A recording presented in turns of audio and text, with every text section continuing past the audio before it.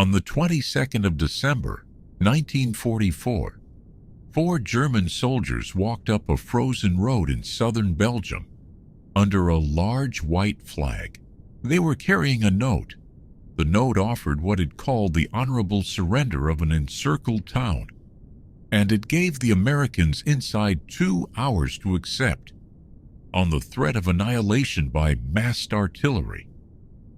The town was Bastogne, not a fortress and not a prize. A market town in the Ardennes where 7 roads met. Whoever held it held the way west. It had been surrounded since the previous morning.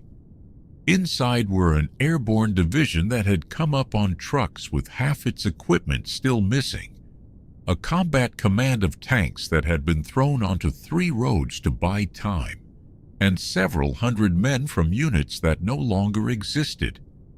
Drivers, clerks, engineers, gunners without guns. The American answer was 1 word long. It has been quoted ever since, usually louder than it was actually said. For 4 days the German columns had been driving toward this crossroads. It would be 4 more before tanks came up that same southern road. And even that was not the end of it.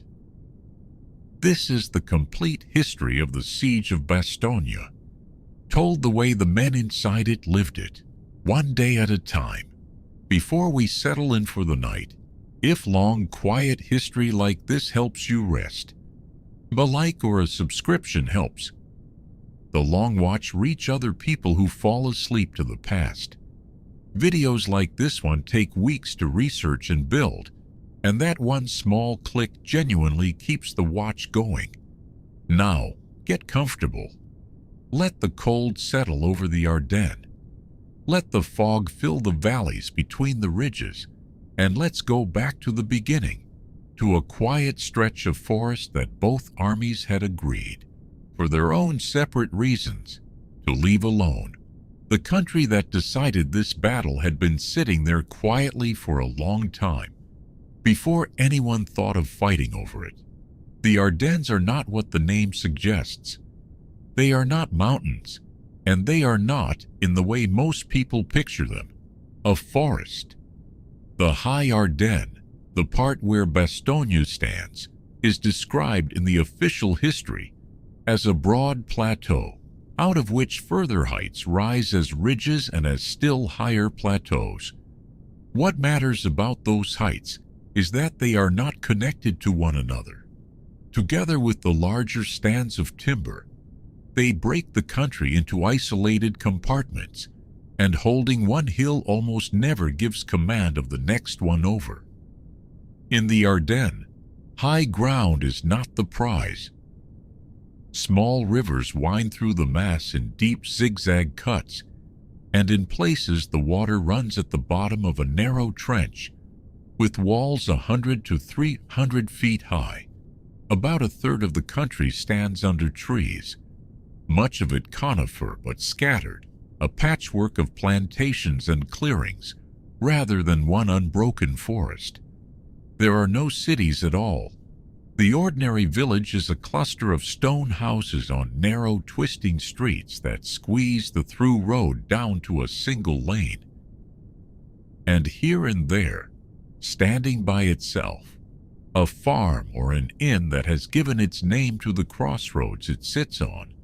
The road network of 1944 was far richer than the population and the economy of the region could justify. It was not built for war. In the last years before the Second World War, Belgium and Luxembourg had recognized the value of motor touring and had built accordingly. The roads that German armored divisions would use that December had been widened and hard-surfaced for people on holiday. Macadam mostly. The bridges usually stone. Where the ground allowed, the engineers traced them along the flatter stretches of the ridges. Where it did not, the road swung hard, dropped into a ravine, and climbed the far side. 10 all-weather roads crossed from Germany into Belgium and Luxembourg, and not one of them crossed the Ardennes in a straight line from east to west. So the region came down to a handful of places where the roads gathered. Saint-Vith, Marche, Arlon, Neufchâteau, and Bastogne in the middle of them. The official history puts the rest in a sentence that sounds like a technicality, and is in fact the whole campaign. In this country, military routes of movement in any weather are synonymous with the road system.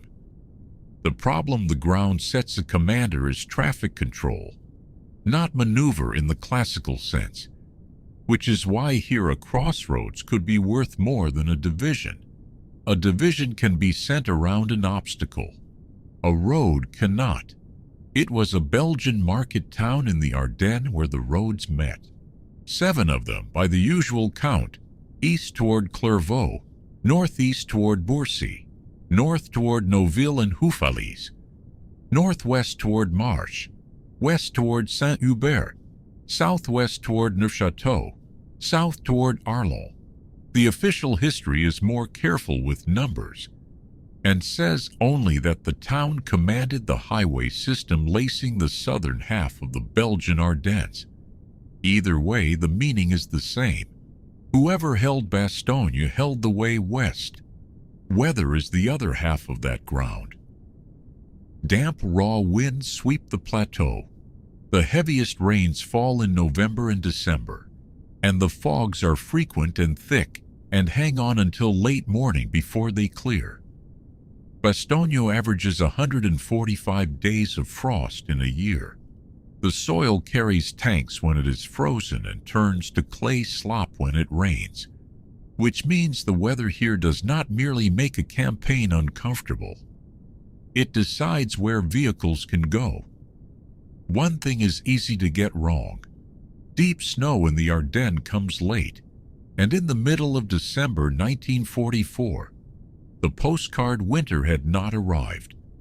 There was mud and sleet, and standing water in the ruts, and fog. Before the war, Bastogne held between 3,000 and 4,000 people. The sources do not agree closely, and here the largest villages ran to 4,000 at the very most. It was a market town in the plain sense of the word. Cattle fairs and the produce of the forest. Rail lines out to Libremont and to Gouvy. On the edge of it stood a barracks built in the middle 1930s for the 2nd Regiment of the Chasseurs Ardennais. The light infantry Belgium had raised to defend this ground. A market, a railway, a barracks, and 7 roads. By the autumn of 1944, the war had passed over the town and gone east, and this had become the quietest place on the Western Front. The sector belonged to the 8th Corps of General Troy Middleton, and its mission, in the language of the orders, was to train, rest, refit, and observe the enemy. It was not a haven for second-rate troops and dull commanders. 2 of Middleton's divisions were veterans of the Hurtgen Forest, worn thin and filled up with some 9,000 replacements. What Middleton did not have was width. 3 infantry divisions held a front of about 85 miles, roughly 3 times what American doctrine allowed a force that size in the defense. And they held it as a screen, with small local reserves for small local problems. Afterward, the phrase attached to this front was calculated risk. Middleton knew the risk and had said so to his superiors.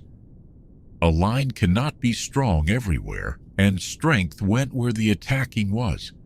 German divisions identified opposite the 8th Corps had a way of appearing for a while, and then leaving, which hardened into a rule of thumb. Any new division showing up here is a bird of passage, on its way north or south. There were signs in the reports of the last 3 days. The 28th Division reported increased traffic in the nights, then devalued its own report by noting that this was what a German relief in the line normally sounded like. The 106th, new to the front, reported the same noise, One of its regimental commanders reprimanded his intelligence officer for calling it enemy movement. A woman came into the headquarters of the 28th and said the woods around Bitburg were packed with German equipment. She was convincing enough that the Corps sent her back to 1st Army. She arrived on the 16th. The rest were prisoners, 4 of them, and all 4 said the same thing. A large attack was being prepared, and it would come before Christmas. 2 were deserters who did not take the promise seriously themselves, because German soldiers had been promised an offensive before. 4 of them were reported up to Corps, and exactly 1 reached the 12th Army Group, mentioned at a morning briefing as confirmation that a German division was being relieved, as expected. The official history refuses to turn that into an accusation, and neither will we. The thinness of what came in was itself an achievement of the other side. The quiet in the Ardennes that autumn had been manufactured deliberately by men working to a timetable. The timetable was Hitler's, in detail and not merely in principle. The directive was signed on the 10th of November under a code name chosen because it sounded defensive. Watch on the Rhine, Rundstedt, the commander in the West, whose name the Allies would attach to the offensive for the rest of the war, was not told it was being considered until it was largely made. He thought the means bore no sensible relation to the end, and said so at the time. He also said later that the operational idea itself could almost be called a stroke of genius. The reasons for choosing the Ardennes were Hitler's own. The front there was thinly held. A blow at that point would fall on the seam between the British and the Americans and produce friction as well as damage. The distance to a real objective was short and could be covered quickly even in bad weather. The confined ground meant few divisions would be needed, and the country behind the breakthrough was wooded enough to hide them. Underneath all of it lay something simpler. As the German Air Force wore away, he had taken to looking at the sky rather than at the ground, and bad flying weather was what he wanted. The directive provided, in writing, for a stop order if the weather should suddenly improve. In 1940, the attack in the West had been postponed 16 times, largely because he wanted good flying weather. 4.5 years later, the requirement had reversed, and the calendar still belonged to the forecast. The objective was Antwerp, first the Meuse and bridgeheads beyond it, then the port. The operation was meant to cut off the British and American armies north of a line running Bastogne, Brussels, Antwerp, not to beat them east of the river, but to get behind them. On the 15th of December, company commanders passed the password down, and it had come from the top. Forward to the Meuse and over the Meuse. 3 armies would make the attack. In the north, the 6th Panzer Army under Sepp Dietrich carried the main effort to cross the Meuse on either side of Liège and swing toward the Albert Canal. In the center, the 5th Panzer Army under Hasso von Manteuffel would cross farther south and then face outward, holding off the counterattack that was certain to come at Dietrich's flank. On the left, the 7th Army under Erich Brandenberger, with very little armor, would unroll a cordon of riflemen and guns facing south. The army in the center was the one that would reach Bastogne.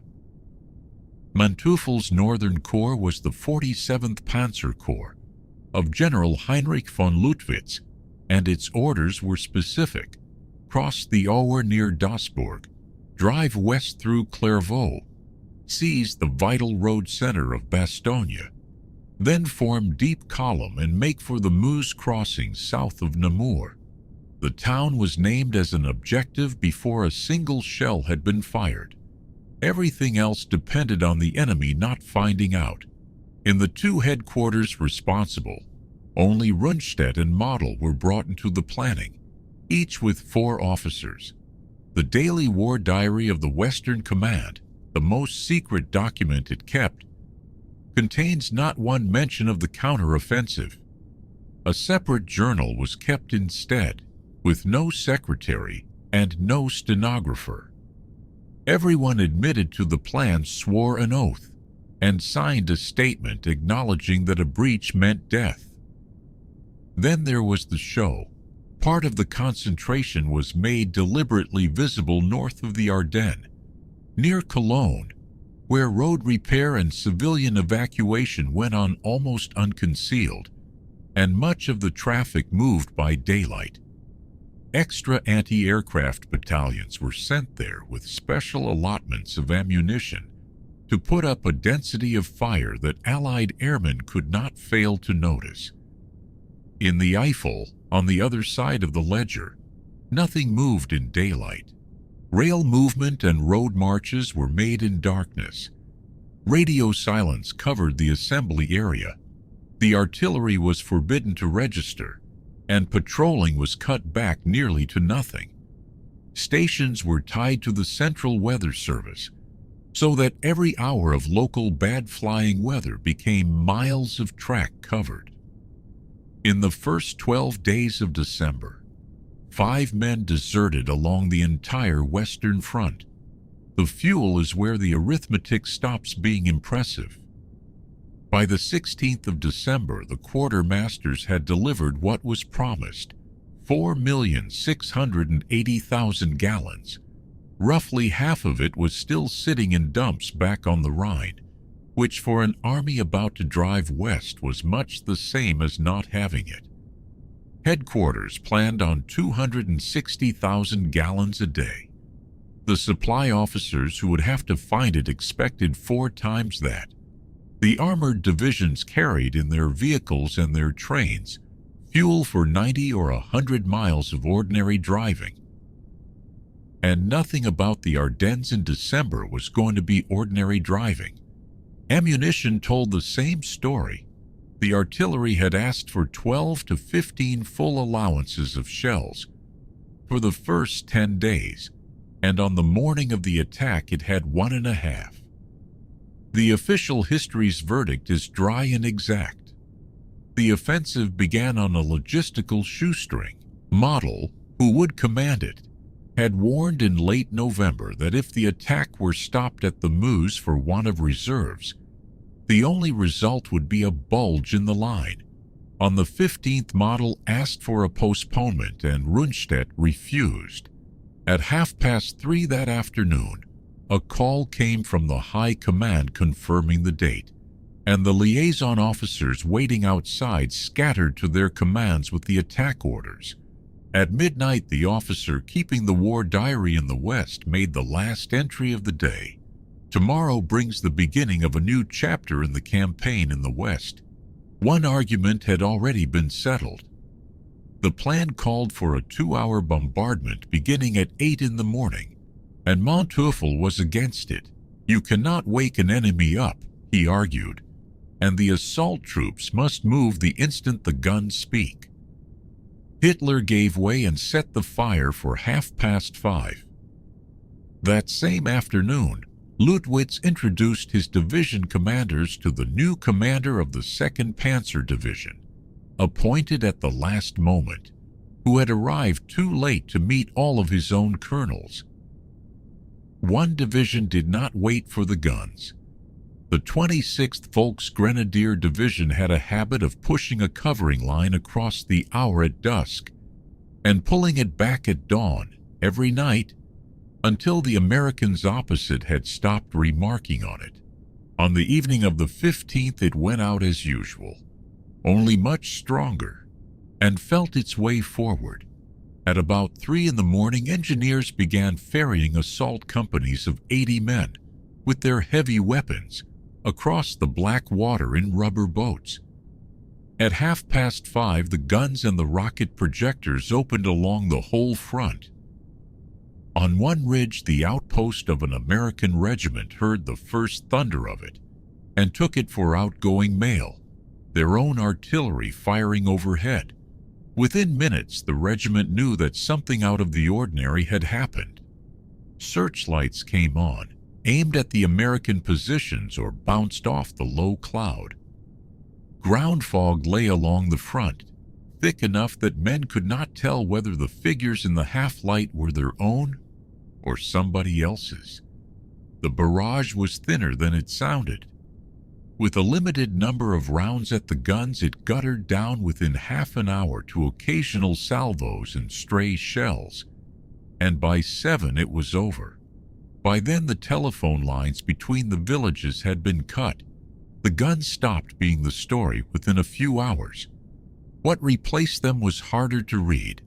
Through the daylight hours of the 16th of December, the direction of the main German effort and the weight behind it were perceived only dimly by the corps holding that ground and by every headquarters above it. The troops in contact reported scattered attacks that seemed, from where they stood, entirely local. A company here, a roadblock there. Nobody on that front woke up knowing that a battle had begun. The changing picture went dutifully up the chain of command, but the wire was already cut in too many places, and the lag on the situation maps at Corps and at Army was measured in hours.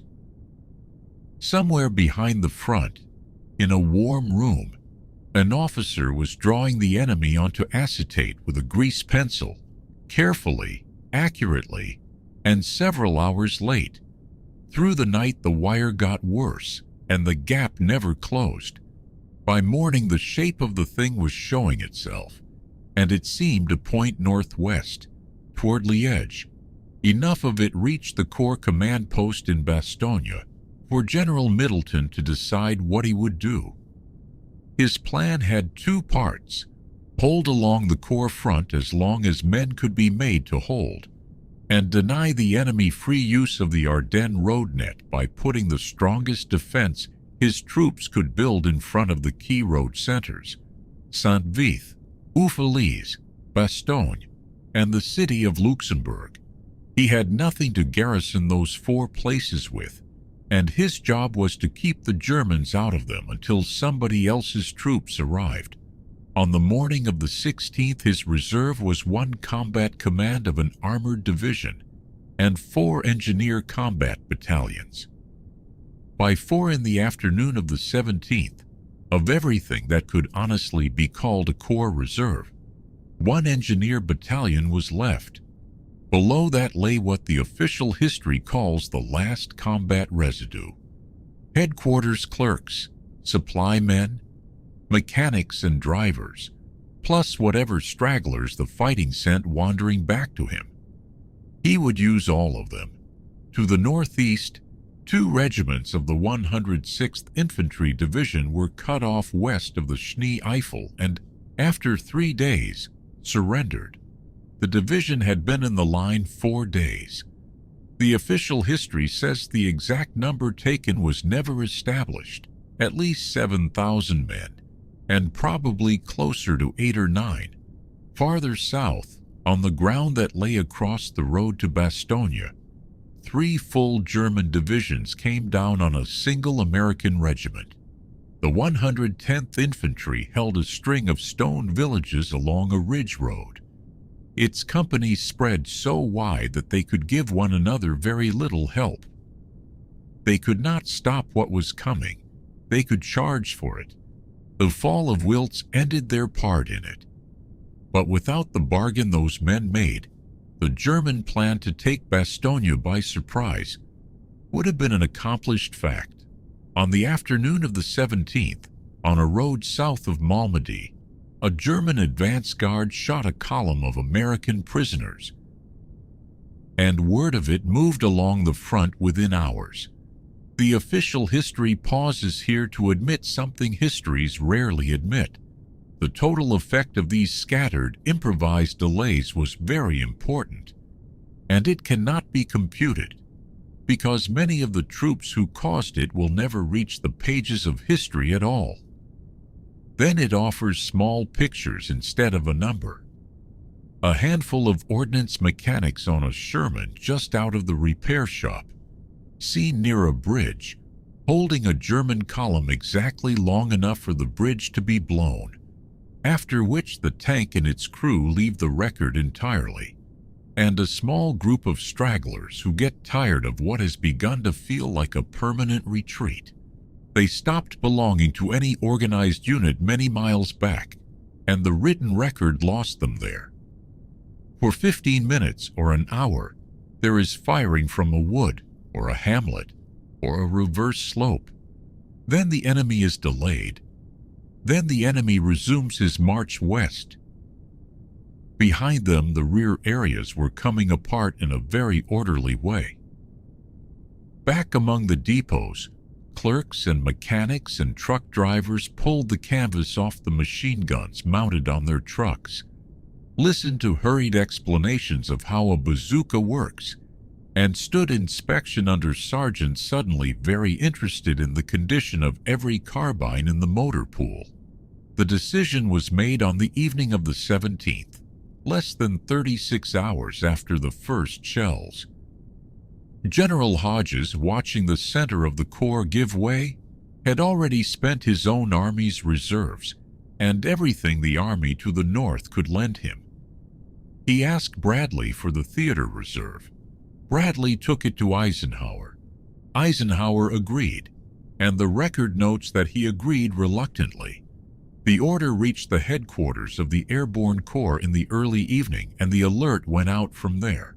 On the 16th of December, the entire reserve of the Supreme Headquarters consisted of the 82nd and the 101st Airborne, in camps near ramps, and of nothing else at all. Eisenhower had tried more than once to build a reserve proportionate to the armies under him, and each time a front running from the North Sea to Switzerland had eaten it. These two were what remained, kept back for the next airborne operation, whenever that might be. Held, in other words, for another day. Both had come out of a long autumn in Holland and were resting and refitting. The commander of the 101st, Maxwell Taylor, was on leave in the United States, so the division would go into this one under its artillery commander, Brigadier General Anthony McAuliffe, acting in his place. The assistant division commander was in England giving a lecture on the Holland operation, with 5 senior commanders of divisional units and 16 junior officers in front of him. A night went by before any of them learned their division had been alerted. The division moved out short of men. Many of its soldiers were on leave in Paris and elsewhere, and the order was to go without them. How many is not recorded. What it had lost in Holland it had not been given back either. Mortars, rifle ammunition, entrenching tools, blankets, Arctic overshoes, all of it well below what the table said a division should carry. It had almost no transport of its own, being equipped to fly or jump into a battle rather than drive to one. So the supply services stopped loaded convoys on the roads of France, unloaded them where they stood, and turned the drivers toward the camps. Help would come up from the south eventually. That was days away, and belonged to other men's arguments. For now, there were 2 airborne divisions standing in the cold beside borrowed trucks, waiting to be told where they were going. The order that sent them had not said. That would be settled later, and badly. The first trucks rolled into camp at 9 in the morning on the 18th of December. The last of the 380 arrived at 20 past 5 that afternoon, and at 8 in the evening the last man was aboard. 11,000 of them were going to Belgium on open truck beds in December, and almost none knew where in Belgium the trouble actually was. They drove with their headlights on. As far as Bouillon, near the border, the column ran lit up in the dark, a risk taken for speed. The night was clear and the stars were out. If the German Air Force had come out that night, the story of this town would read differently. Farther back, the later serials drove through rain and snow flurries. It was 107 miles, and most of it happened in darkness. The whole way they pushed against traffic, guns under tow, headquarters vehicles, ambulances, men riding on anything with wheels, all of it moving west, away from the fighting. If you had stood on the verge of that road at 2 in the morning, you would have watched two rivers of iron pass each other on a road built for one. Every time the westbound column halted, somewhere inside it a driver fell asleep and made a new blockage when the road cleared. Officers and military police walked the column all night, knocking on the doors of cabs, waking one man at a time so the road could keep moving. At a Crossroads village, the head of the airborne column ran into the confusion at the top. 2 military police posts had been set up 200 yards apart. One was briskly waving airborne traffic to the northeast. The other was waving it southeast. Both were following orders. The last trucks of the 82nd went off toward Verbomol, and the colonel at the head of the 101st turned his column southeast toward Bastogne. Their acting commander was already there. McAuliffe had left camp minutes ahead of his own advance party and driven hard, passing units of the 82nd on the way, and 9 miles northwest of the town he turned southeast instead of continuing north. The Corps had set up in an army barracks on the northwestern edge of Bastogne, a Belgian barracks the German army had used through 4 years of occupation. He arrived at 4 in the afternoon, and it was there he first heard, definitely, that his division would fight for this place. What the Corps could tell him was thin, a major penetration, 2 of its divisions broken, American armor somewhere out in front of the town, and nobody able to put a finger on a map and say where. For maps, it could spare his operations officer 15 sheets for a whole division. When he came back for more, the map section was already packing its trucks. The Crossroads could not be defended by standing on it. To hold the center, you had to go out and meet the columns while they were still strung out in single file. Miles away, in the dark, on their road rather than yours, the means to do it had arrived that same afternoon.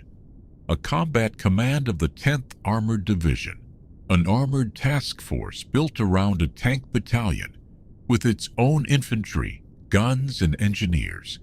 It had left its rest area in France on the 17th, closed into a town in Luxembourg that night, and next morning was ordered on independently of its own division, up through Arlon. On the road, its commander, Colonel William Roberts, was asked by the infantry division fighting to the east to come in south of Wiltz and help. He could not do that and obey his orders too. The first decision the 10th Armored made in this battle was to drive past a neighbor asking for help. Roberts arrived ahead of his column and reported at 4 in the afternoon, the same hour McAuliffe's party pulled in. Middleton asked how many teams he could make out of his command. Roberts said 3. Middleton told him to put those 3 teams, without delay, onto 3 points southeast of the town toward Warden, east at Longueville, north at Neuville, and to hold them at all costs. Roberts took the order without argument, though he believed at that moment that spreading his command over that much country would make all of it ineffective. He made a private reservation instead. The Corps commander must know the situation far better than he did. He was not a young man and not an improviser. He had been at Chateau Thierry in 1918 and remembered what an army looks like when it comes apart. The first team went east toward Longueville, 5.5 miles out on the main road. A tank company, a company of armored infantry, a platoon of cavalry, a few engineers and medics under Lieutenant Colonel Henry Cherry. It left on the evening of the 18th, and its advance guard halted at the edge of Longvilly and found the village jammed with vehicles. Cherry drove forward himself, learned that nobody there had a plan beyond holding at all costs, and drove back into town to report it in person. The second team went southeast under Lieutenant Colonel James O'Hara, through Bastogne while there was still light, toward Warden and the village of Marvey beyond it. The third went last, in full darkness, 4 miles north up the hard-surfaced highway to Houffalize, to a village called Noville. It was built around 15 medium tanks and commanded by a major named William Desubry, who was 26. Before leaving, he went in to see Roberts, whom he had known for years and regarded almost as a second father. Roberts pointed at the village on the map and told him to go there and hold it. Then he said the rest of it. The race to get there first would be very close. Desubry was young, and by morning he would probably be nervous. By mid-morning it would probably occur to him that it would be better to pull out. And when that thought came, he was not to withdraw until Roberts told him to. There were no maps to hand. A staff officer caught a coarse military policeman and sent him along to put the column onto the right road. A cavalry platoon went ahead to hold the village until the rest came up. Desubry dismounted a platoon of armored infantry, put the men on the decks of his 3 leading tanks, and started north at 5 miles an hour, which was all the darkness allowed. That is the shape of the night. 3 columns went out on 3 roads, east, north, and southeast, and every man they passed was walking the other way. In the town it stayed quiet. Roberts opened his command post in a hotel at 6 in the evening and found his hardest task was persuading departing units to give up their parking so his own vehicles could come off the streets. Until the 20th of December, he and McAuliffe would command entirely independently of one another. The leading regiment detrucked at midnight, having made the whole distance in 8 hours. And by 9 the next morning all 4 regiments were in McAuliffe's hands. In the small hours the 2 generals went over it with the colonel, whose paratroopers would go out first. What was marked as American armor still fighting east of the town was out of date. What was marked as Germans between that armor and the town was not. The colonel asked for the freedom to fight the situation as he found it and got it. Move out at 6, attack east, develop the situation. Then the corps commander drove out of the town he had just handed over, and the only standing order he left behind him was 2 words. Hold Bastogne. Fog came before the light. On the morning of the 19th, the country east of Bastogne was hung with it. Thin rags along the stream roads, thick enough in the low places that a man could not see the far side of a field. Out in it were 3 armored teams, and none of them could have said where the other 2 stood. The first hours of that day went on both sides to finding out. 3 German divisions were converging on Bastogne, and only one of them wanted it. The 2nd Panzer Division had been given the Meuse bridges and nothing else. And at first light it was working around the north of the town on farm tracks, trying to get past. The Panzer Lehr Division, an armored formation built out of the Army's own training establishments and then sent to the field, was coming straight at Bastogne. The 26th Volksgrenadier Division had marched itself hollow, keeping pace with the tanks, and lay that morning in woodlots southeast of Longvilly, waiting for its trains. The night before, Bayerlin had chosen between 2 roads, a hard-surfaced one that went the long way south, and a farm track that came out on the Bastogne highway at Majoret. The track was shorter, and he judged it unwatched. It was deep in mud, and sometime before midnight his column reached the highway 3 miles east of the town. There a local man told him what he had seen. American tanks had come through, heading east. Not long before. Whatever the number, the effect was the same. From that hour the commander of Panzerlehr stopped thinking about what lay ahead of him and began thinking about what lay behind. He left 3 tanks, infantry, and a minefield in the village to cover his back. A roadblock that would cut an American team in 2 and close its only road home. He moved again at 5:30. At 7, his leading tanks reached the station at Neuf and stood there the better part of an hour. For no tactical reason at all. It was doubt, and it cost him the only clear hour he had, because at 6 that morning Ewell's parachute regiment had stepped off, 4 miles up the same road, under orders unusual for paratroopers. Go easy, spread right and left the moment you meet resistance. Do not get pinned into a fight that swallows everything you have.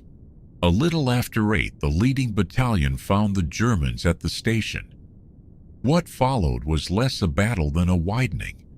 1 battalion left onto the high ground at Bizori, another right toward Mont, and by noon Ewell had most of what he wanted.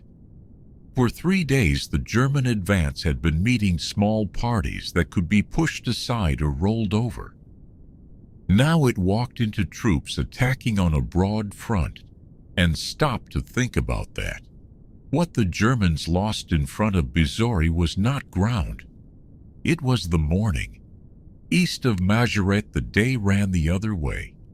The armored column that had spent the night in Longvilly began pulling out around 8 and was ambushed almost at once. The German roadblock across its front and German tanks coming down from the north. Longvilly fell shortly before 2. In a stone chateau south of Neuf, Cherry and his headquarters group held 4 hours, machine guns off the vehicles and set in the windows, until Germans got close enough to put incendiary grenades through the glass.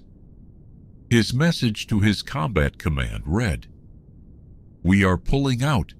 We're not driven out, but burned out." On the far right, a rifle company of paratroopers was sent to find an armored roadblock believed to be at Warden. It found it. Men in unfamiliar green jumpsuits came out of the woods behind the tankers, who very nearly fired on them. And then the 2 forces went their separate ways without arranging anything. The Germans came at Warden up a draw the tanks could not reach into, and the artillery the tankers called for was busy at Noville. The company came out having lost 39 men, its commander and every one of its officers among them. The team at Noville had been in place about 5 hours, reporting all quiet, when the first German half-tracks came at its roadblocks in the dark. The fight lasted 20 minutes and was fought with grenades from behind a road bank, and the men who fought it decided afterward that they had bumped a patrol which went away, satisfied enough. What actually happened was that the commander of the 2nd Panzer concluded from those 20 minutes that Noville was held in strength and swung his division north to come at it from several sides. A roadblock had turned a division. Then at 10 in the morning the fog went up like a curtain.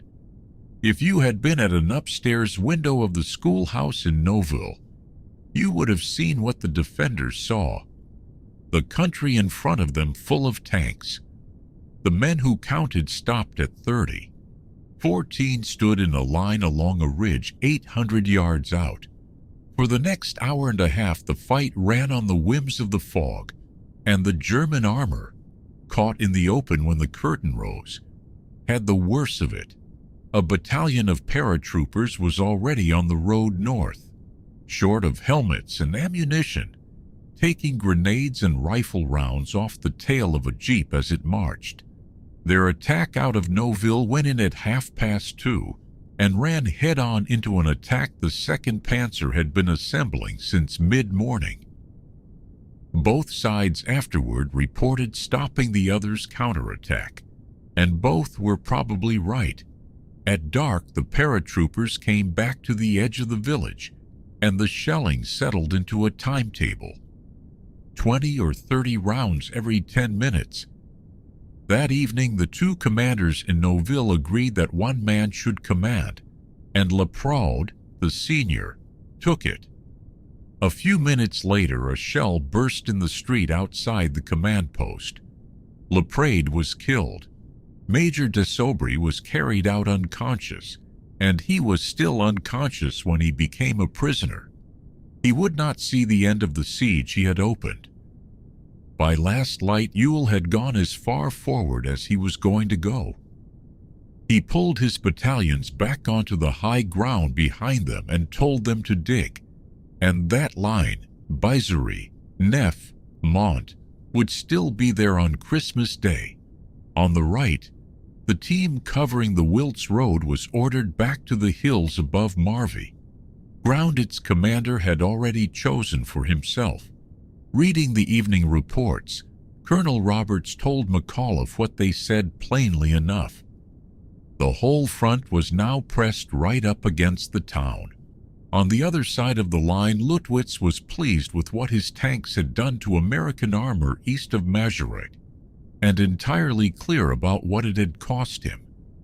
The chance of taking Bastogne off the march, so the day can be added up.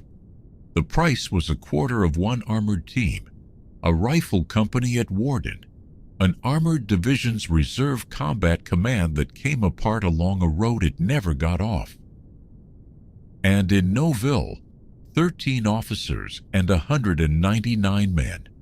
What it bought was 4 hours of daylight from one German division, a whole day from a corps, and a perimeter that would be ready by morning. One decision was left over. Noville was plainly too far out, and by evening 2 commanders who had seen it said so. A little after 6, the recommendation went up to the corps commander with McAuliffe's own added to it, and Middleton said no. If we intend to hold Bastogne, he said, we cannot go on falling back. The men in Noville would spend one more night there. The 20th of December opened with the German corps commander not having his corps. The Volksgrenadier Division could count on 2 regiments and no more. Panzerlehr had much of its strength east of Bastogne, but an infantry regiment, most of its artillery, and nearly all its trains were still hauling out of the Wiltz Valley, on tracks not much better than paths. The Panzer Division to the north had been told again, in the plainest terms, that its objective was the Meuse and not the town. The hand was closing on Bastogne. It was not yet a fist. At Noville, the armor-piercing ammunition was running out. At 5:30, the German guns began working over the village, and grenadiers came in from 3 sides behind small packets of tanks, and a battalion of self-propelled artillery firing from northwest of Bastogne laid a curtain across the approaches that held them off for an hour. After that, the fog and the smoke of burning buildings closed everything down. A tank commander who heard armor in the street walked out on foot to look, came back, traversed his gun by memory, and fired first. They also knew what they had heard in the night. Tracked vehicles moving behind them to the southwest. Patrols went out at first light and found enough to be sure of it. Radio contact with the town was gone, so an officer took a half-track down the road and shot his way through, and his report was simple. There were Germans between Noville and Bastogne. 2 miles down that same road, the paratroop battalion holding Foy was pushed off it by 10:30 and reformed on the high ground south of the village. The night before, The Corps commander had said no. By the middle of that morning, the two men in Bastogne who had to live with the answer, the airborne general and the armored colonel, who until that day had not even commanded each other, talked it over and agreed. Noville was not worth what holding it would now cost. It had never been a military position anyway. A village on low ground with the ridges all on the German side of the saucer. That same day, the Corps commander settled the other question and gave McAuliffe the deciding voice over every unit in the sector. Radio contact came back at 1 o'clock, and the order went out over the artillery net. Come out and go south when you see the enemy's attention turn. The paratroopers attacked back through Foy to open the road. The leading company started walking at 1:15, and 10 minutes later the first vehicles rolled. Ammunition that could not be carried was rigged to blow, and they heard it go as they left. For most of that noon hour the air had been crystal clear. Then the fog came down around the column and hit it. 500 yards short of Foy the whole thing stopped, because of a vision flap. It fell shut in the lead half-track. The driver reached up to fix it. The officer beside him read the gesture as a wound and pulled the handbrake. The vehicle behind, its brakes gone, ran into the first. Fire came in from both sides of the road, and a shell blew the turret off one of the tanks into the roadway. The column was now blocked by a piece of its own tank. So the commanders went down the line looking for a driver to take the vehicles out across the fields, and nobody answered. Every tanker they asked said he was good for some other job, but could not drive a tank, and the paratroopers walking alongside decided the men were shirking and told them so. They were wrong. Most of these men were replacements: a cook, a mechanic, a gunner. Tankers only in the sense that they were carried on the rolls of a tank unit. What broke it did not come from the top.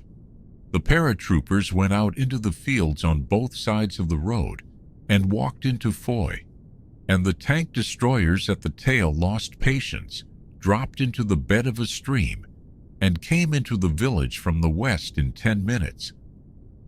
One of them had no crew to serve its gun, so 2 paratroopers climbed aboard and served it. By 5 in the afternoon, the column was inside American lines. Team Desaubry had gone up to Noville with 15 tanks. 4 came back, and what it cost in men was never written down. That afternoon, while his soldiers were picking through what was left of the village, the commander of the 2nd Panzer asked his corps for permission to turn on Bastogne. The answer came back fast: forget Bastogne and head for the Meuse. East of Bastogne, it was a different kind of day. Not a battle so much as a search. 3 attacks came at Ewell's regiment, and all 3 were stopped. The heaviest in the evening on the Neuf Road, where every gun in the town came down across 100 yards of highway. But the work that mattered went on quietly in the fog. 2 American regiments, one facing east and one facing north, trying to find each other. 4 patrols went up toward the rail line between them, and 4 were turned back. It was nearly dark before either knew where the other stood. On the south face, the glider battalion came into Marvy at first light and took the village over from a worn-down engineer outfit. Shortly after 11, the shelling began, and 4 tanks and 6 half-tracks came out of the woods to the southeast, moving slowly and firing as they came. They never saw what hit them. Up on the ridge behind the village, 2 Shermans firing at right angles to their own front took the column in the flank at 700 yards. By 1, the village was clear, and the men dug their new holes narrow and very deep, tight against the foundations of the houses. In the town, the streets were choked, vehicles 3 abreast, coarse artillery trying to push through, men from broken units drifting in from the east. The Corps was pulling out for Neufchâteau, and the division moved its own headquarters into the town. And under the town, the cellars were filling. The people of Bastogne had lived through one occupation already, and they knew what the sound outside meant. The division was living on what it had brought and what the Corps had not managed to haul away.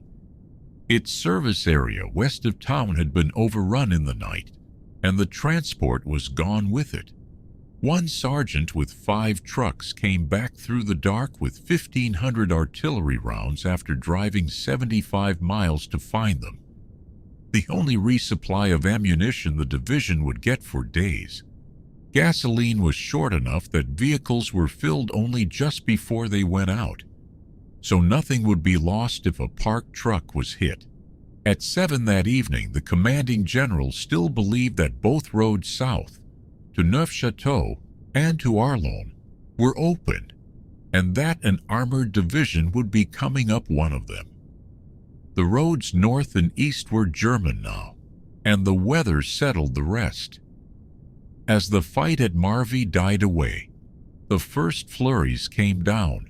Something had left the American position that afternoon without a shot being fired for it. Soft ground had kept the German tanks on the roads for 4 days. It would not keep them there tomorrow. At 10:30 in the morning on December 21st, an officer of the 501st Parachute Infantry wrote one line into the regimental journal. The last road was cut. It sat among the others: patrol reports, ammunition states, the ordinary paperwork of a regiment holding ground east of town. But it is the earliest moment at which anyone inside the perimeter wrote down what had been happening since the evening before. It had happened in the dark, and it had not been an assault. Through the night, German infantry coming up behind the armored columns had settled onto both main roads running south out of Bastogne, while lighter forces wandered the highway westward toward Saint-Hubert. In the north, the circle had closed the same night when the 2nd Panzer Division took Orthouville on the road to Marche. The Panzer Corps had meant to pass around the town and leave it behind, so the circle that closed that day was not a line.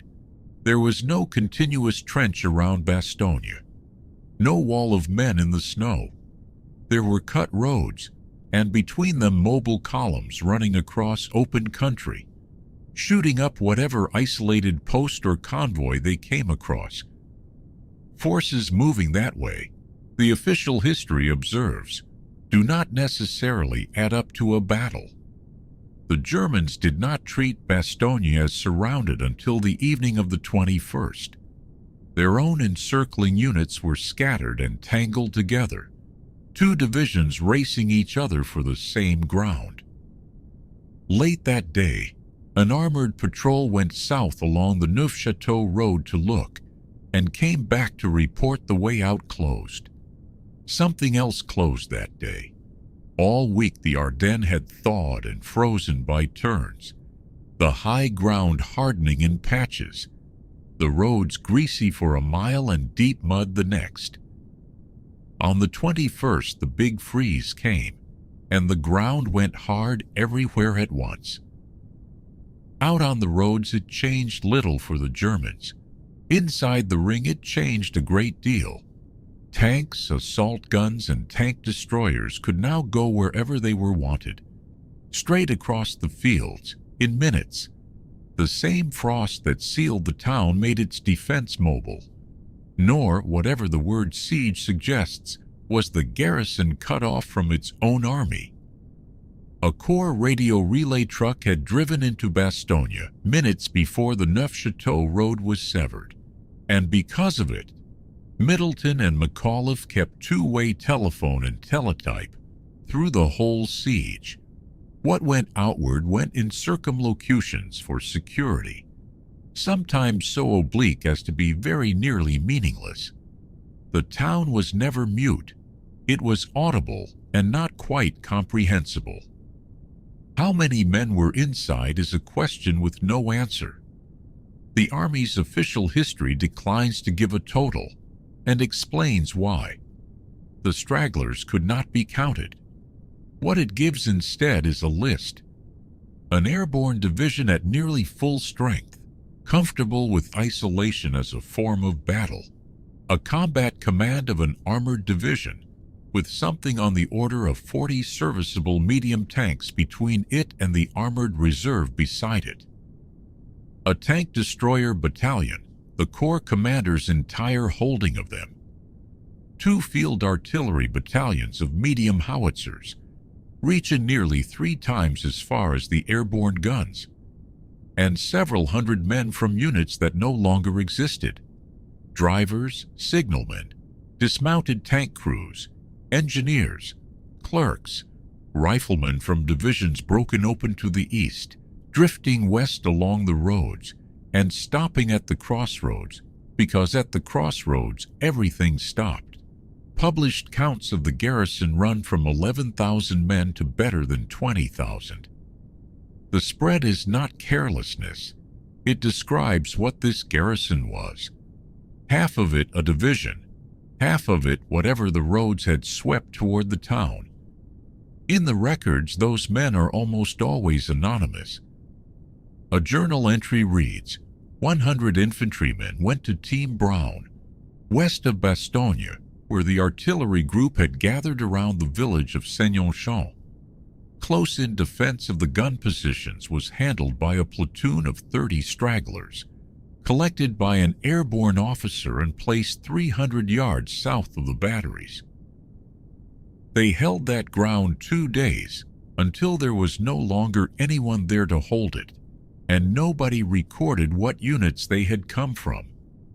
The guns they were covering had a peculiar geometry to solve. The howitzer pits of the parachute battalions were dug as complete circles, and over the days of the siege, very nearly every gun in them fired the whole way round the compass, because every direction was, at one time or another, the front. What the batteries did not have was ammunition. They were counting rounds by hand. The order was to hold fire until the enemy could be seen plainly, and one commander who reported 2 enemy regiments in front of him and asked for 2 rounds a gun was told that if he could count 400 men on 100 yards of ground, he could fire. 2 rounds, no more. The division artillery commander went round the battalions himself and kept what he found to himself. Asked how the ammunition was holding out, he answered cheerfully and inaccurately, and at times his own staff lost track of which figures were the real ones. That afternoon, understanding at last what had closed around him, McAuliffe asked to be supplied by air. Nothing had been prepared for it. Below the guns lay the town. Bastogne was a marketplace of perhaps 4,000 people before the war, which on that plateau counted as large. Many had gone when the fighting came near. About 3,000 stayed, and they spent that week in the cellars of their own houses. The town was not under steady bombardment. German artillery around Bastogne was surprisingly thin, but the heavy mortars and the rocket projectors rattled the shop windows along the streets. There was a hospital in Bastogne, and there was no surgeon in it. That went back to the night of the 20th, before any road was cut, when a German raiding party working in from the northeast overran the division's rear area at Mont de Saint-Étienne and took its medical company almost whole. 8 officers and 44 enlisted men got clear. With the company went the division's doctors, its aidmen, and its medical stores. One of the most severe blows the 101st sustained, the official history says. The division had lost its medicine before it lost its roads. If you had drawn that perimeter on a map that evening, you would have seen a very uneven thing. Parachute regiments held the north and the east, one with a foot in Foy, another with its flank on the railway. A glider battalion sat southeast at Marvy, with an open flank resting on the Arlen Highway. South and west there was not yet anything that could honestly be called a line. Two officers responsible for that southwestern stretch had a standing exchange about it. "How is your left flank?" "Fine. We have 2 jeeps out there." By nightfall, Roberts had moved into the division command post, and he stayed there. And on the other side of the circle, that same evening, the reports going back up the German chain read very well indeed. Well enough that somebody decided to stop passing Bastogne by, and to crush it instead. The order that reached the German Corps in the night before the 22nd made the capture of Bastogne compulsory, and in the same breath insisted that nothing slow the drive west. Both halves had to be obeyed with the same troops. The job went to one division commander, General Major Cocotte, who had his own division, a battle group borrowed from the Panzer Lehr, an extra 15 Panthers, and orders not to touch the mobile columns out on the roads. The morning that arrived over all of this was not much of a morning. 2 weather systems met above the Ardennes that day, one off the Atlantic and one coming down out of Russia, and the result was snow, blizzard, fog, and rain, sometimes in the same hour. Snow had fallen heavily for the first time that week, and it was lying now. He did not attack in the east, where the airborne division had already shown what it could do, but in the west, where the columns had met only scattered resistance. So the first business of the day was around Seignon-Champs, where an armored field artillery battalion had grown into something else entirely. 4,000 yards of perimeter, 18 howitzers firing day and night, and 17 Shermans facing 3 directions at once. At first light, a scratch rifle force went into the woods west of the guns and found them nearly empty. Around noon, on the road that runs south from Bastogne toward Arlon, 4 Germans came walking up out of Remoy-Fosse, carrying a large white flag. 3 men from the glider regiment went down to meet them. 2 sergeants and a medic who spoke German. The German captain, as it happened, spoke English. He said they were envoys, bearing terms. The 2 German privates were left at a platoon command post in a house. The 2 officers were blindfolded and walked over a hill to the company command post, and from there the message went up by telephone. Germans have come in under a white flag with surrender terms. A major of the regiment carried the paper up to the acting division commander himself. Along the front, meanwhile, the story ran the other way. Word passed from hole to hole that the Germans had had enough and had sent a delegation to arrange the surrender of the men outside. The shooting stopped. It was the lunch hour, and men who had not been out of cover in days climbed out of it, shaving, washing, walking to the latrines in the open. For 2 hours in the middle of a very cold day, the perimeter of Bastogne behaved like a place where nothing was happening. The paper itself was 2 short paragraphs and a signature, addressed to the USA commander of the encircled town of Bastogne. It stated that there was only one possibility of saving the encircled troops from total annihilation: the honorable surrender of the encircled town. 2 hours were granted to think it over, and then a last line, which is the strangest thing in the document. All the serious civilian losses caused by this artillery fire would not correspond with the well-known American humanity. It was not signed with a name. At the bottom it said only, "The German Commander." Who had actually composed it, nobody on either side of the line knew that day. and none of the German generals in the sector seemed in any hurry to claim it. The answer to that question would come many years later and would change more than once. McAuliffe was standing with a group of his staff when the paper arrived. He asked what it said, and somebody told him it was a demand that he surrender. He laughed and said, "Oh, nuts." It struck him as funny. He was under the impression that he was giving the Germans a very hard time, and that every man of his knew it. Then he sat down with a pencil, because some answer had to go back, and after a few minutes, he said that he did not know what to tell them. His operations officer said the first remark would be hard to improve on. McAuliffe did not follow, and had to be reminded of what he had said. The room liked it, and because the room liked it, he sent it. What went down the hill was a sheet of paper with 3 lines on it to the German commander, Nuts, the American commander. Colonel Harper, who commanded the glider regiment, took it back himself on the grounds that it would be amusing. McAuliffe told him not to go into the German lines. At the company command post, the 2 officers were standing in the trees, still blindfolded, under guard. Harper said he had the American commander's reply and told the major he would put it in his hand. The captain translated it. The major asked whether the reply was negative or affirmative, because if it were affirmative, he was authorized to negotiate further.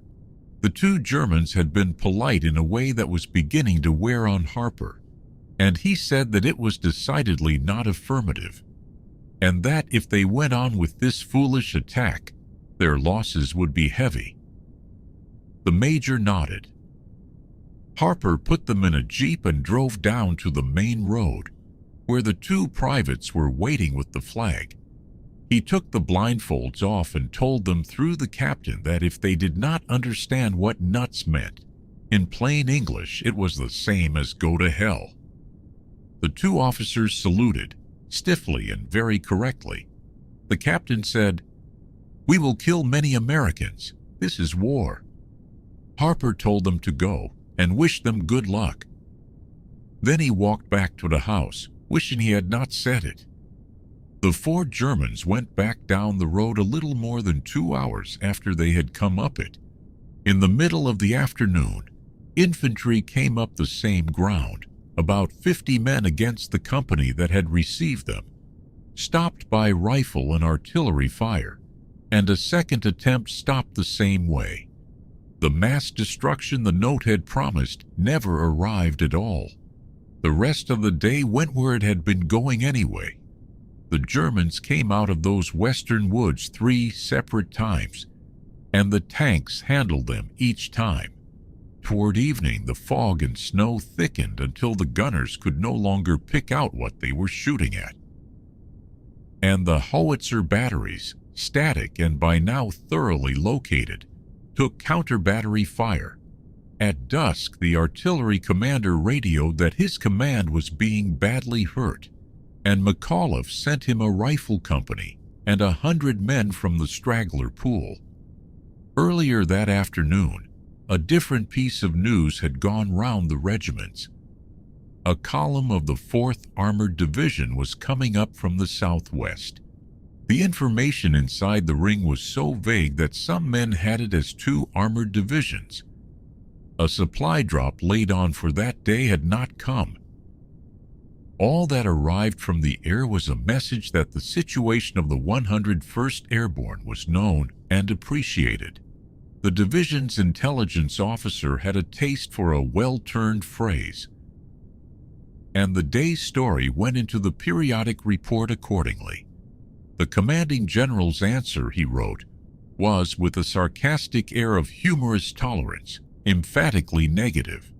On the firing line as the light went, men counted the rounds left on their guns and looked at the amount of enemy in front of them.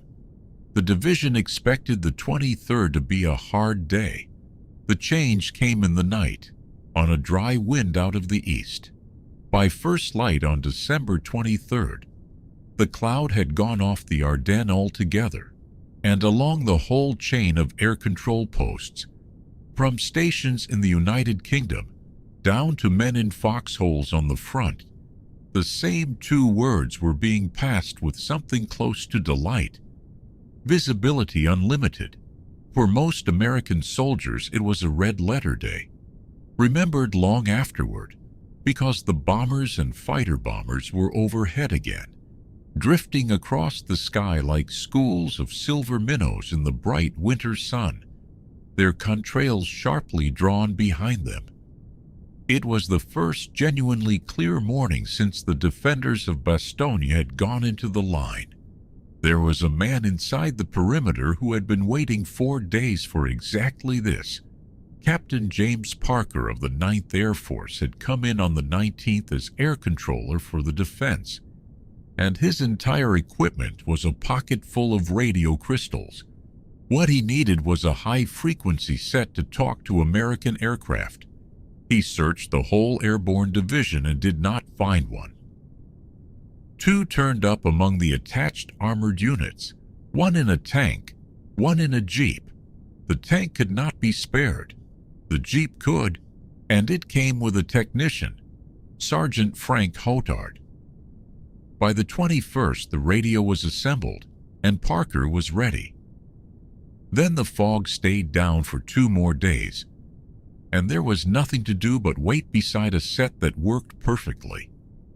At 10 in the morning on the 23rd, he heard in his headset that support aircraft were on the way, and a few minutes later, he was telling them where to put their bombs. The division supply officer had spent those same days laying panels out on a field. On the 22nd, his teams went out before 8, spread the marking panels on the snow, and waited. Nothing came all day. The Corps signaled that pathfinders would jump before dark. 40 minutes later, the mission was canceled for icing. Late that evening, the Corps said an attempt would be made anyway. The panels went out a second time. Nothing came. At 35 minutes past 9 the next morning, a military policeman at the entrance to the division command post told the supply officer that several large aircraft were circling over the area. A few minutes later, the pathfinders were coming down inside the glider regiment's positions, and the men there gathered them up quickly. A minute after that, their commander was on a field telephone, explaining that the transports would arrive in about 90 minutes, and being told where to put his radar set. The drop zone was a square mile of snow on the gentle slope immediately west of the houses of Bastogne. Radar gave the receiving parties half an hour's warning, and they were out on the field 10 minutes ahead of the aircraft, long enough to assign each unit its own collecting area. There was almost no enemy fire onto the field. At 10 minutes to 12, men all around the perimeter looked up and saw them coming. The first transport dropped its 6 parapacks, and in a little more than 4 hours, 241 aircraft were talked down onto that field, each carrying about 1,200 pounds. The canopies came down colored across the snow. Not every aircraft found the zone, and not every parapack landed where anyone could get it. Some fell outside the ring and stayed there.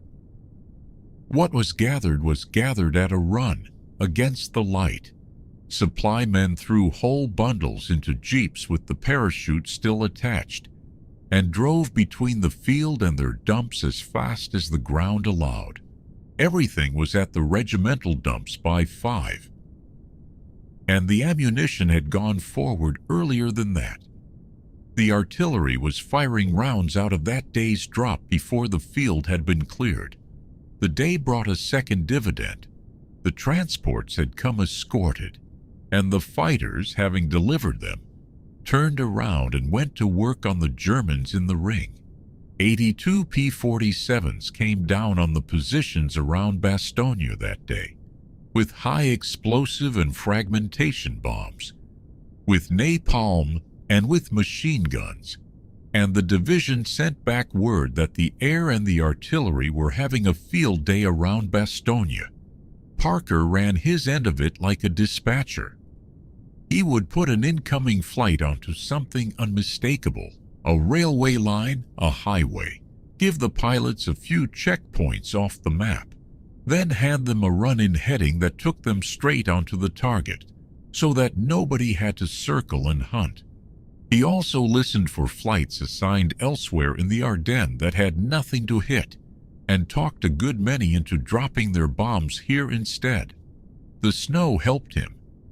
Tracks across fresh snow pointed straight into the tree lines where the Germans were assembling, and those positions were bombed as soon as they were read.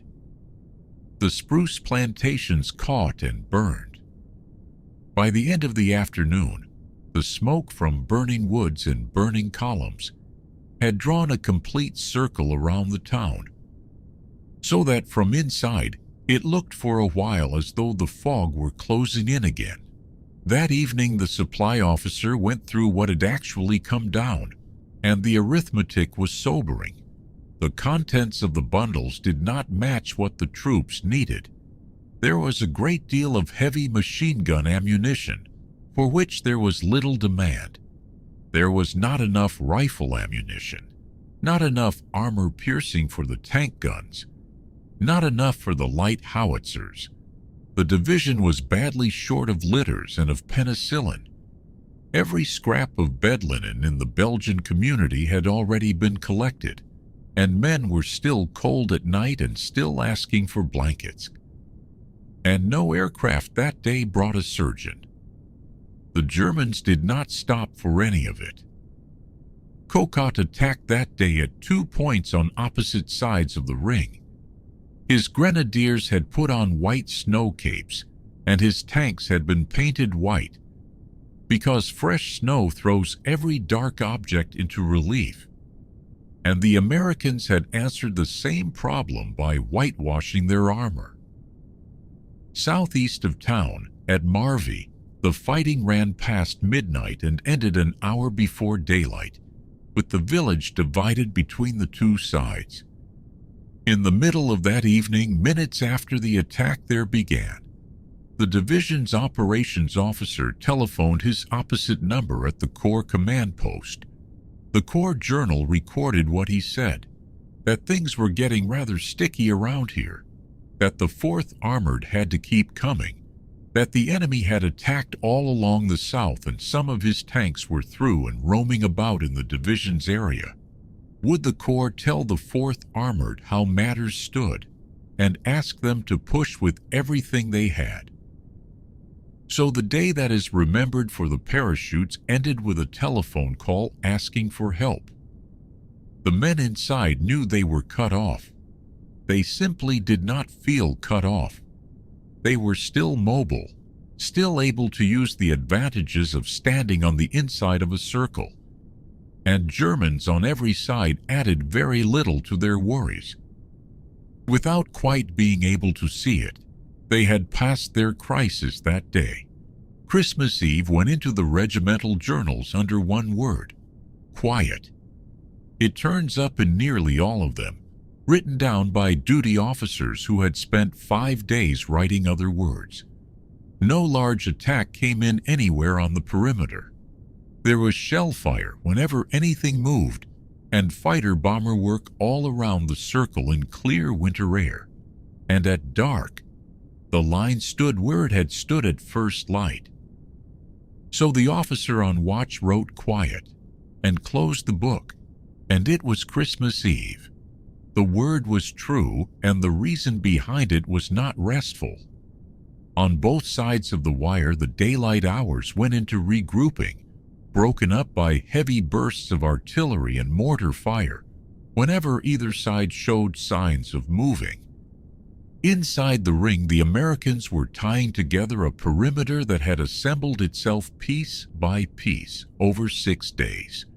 Outside it, the Germans were massing for an attack in the morning.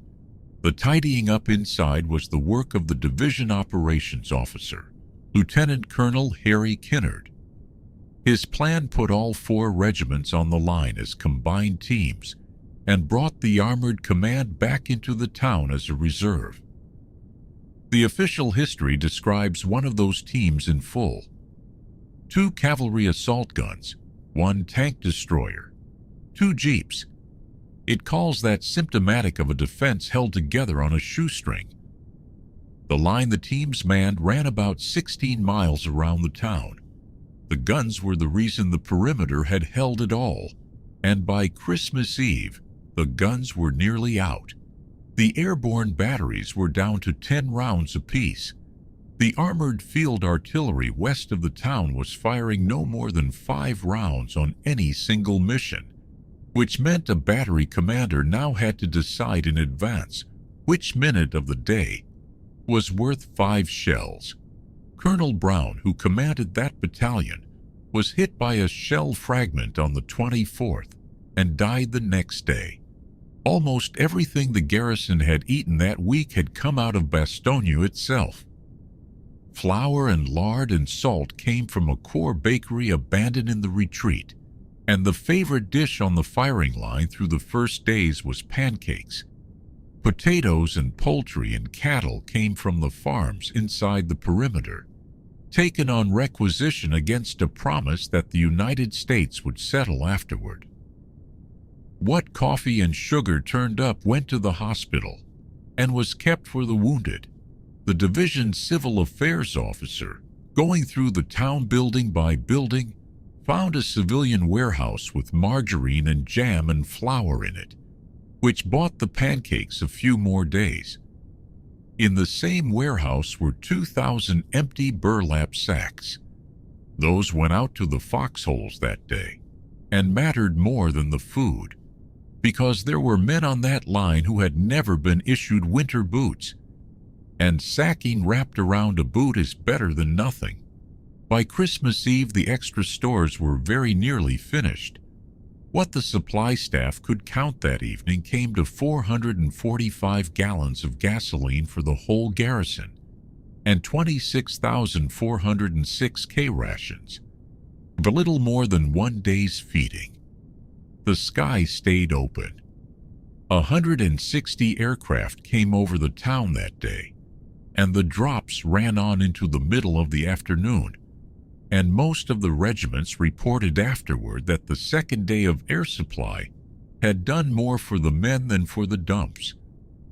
Early in the afternoon, the Corps relayed a message sent up from the south. It read, "Christmas Eve present coming up. Hold on." One more thing went round the command posts that day. The division intelligence officer had a situation overlay run off in color. The German positions were marked in red, and they went the whole way round the town without a gap anywhere. In the space held by the defenders, in green, he had written 2 words, "Merry Christmas." In the evening, the officers of the parachute regiment holding the Northwest heard Christmas Eve Mass in the chapel of the chateau at Rolle, which they were using as a command post. The chapel is a 10th century building. Belgians from the farms nearby filled it, having spent the afternoon carrying flour and beef out of their own stores into the regimental kitchens. In the town below, the people of Bastogne kept the evening where they had been living for days, in the cellars and the crypts under the churches. The German plan for the morning of the 25th included a heavy air attack on Bastogne itself. It was not a reprisal for anything. It was a line in an operations order, and on the evening of the 24th that line was carried out. Twice during the night the town was bombed. The aid station of the Armored Infantry Battalion stood on the Rue de Neufchâteau, near the crossing where the roads from Arlennes and from Neufchâteau come together. It was an ordinary townhouse, and the wounded lay in it on every floor. The battalion surgeon was a captain named Jack Pryor, who had joined that battalion on the 14th of December, 2 days before any of this began. By Christmas Eve he had more than 100 patients. about 30 of them stretcher cases who needed an operation. 2 Belgian nurses had walked into that aid station as volunteers on the 21st of December, the day the ring closed. One was Renée Lemaire, 30 years old, born in Bastogne, trained and working in Brussels until she came home. The other was Auguste Chiwi, 23, the daughter of a Belgian veterinarian and a Congolese mother, who had been studying nursing at Louvain and had come back to her family on the 16th of December to spend Christmas with them. The first bomb of that night came down late in the evening on that house. Under it were about 20 wounded men who had been lying there, and Renée Lemaire. Auguste Chiwi was in the building next door and came through it. She went back to work, and she was still working when the siege ended. The second bomb hit the headquarters of the Armored Command, did a great deal of damage, and knocked over the Christmas tree somebody had put up in the message center. The men set the tree up again. In an elaborate ceremony, one of the sergeants pinned a purple heart to a damaged doll. 2 things are recorded about that night, and they contradict each other, and both are true. If you had stood anywhere on the perimeter at dark, you would have seen the wood still burning all the way around the circle. And that was a comfort, because the fires were on the other side. And yet the 24th was the night the fear arrived. Along the whole line, men shook hands and told each other this was probably the last night they would spend together. Their officers watched it happen and knew it had almost nothing to do with the tactical situation. McAuliffe telephoned the Corps commander privately that night and said, "The best Christmas present the division could get would be to be relieved tomorrow." Outside, the moon was old and thin, and the sky was clear. Out past Champs, on a piece of ground the Americans had given up that afternoon because it had become too far forward to hold, a German reconnaissance battalion was moving quietly in.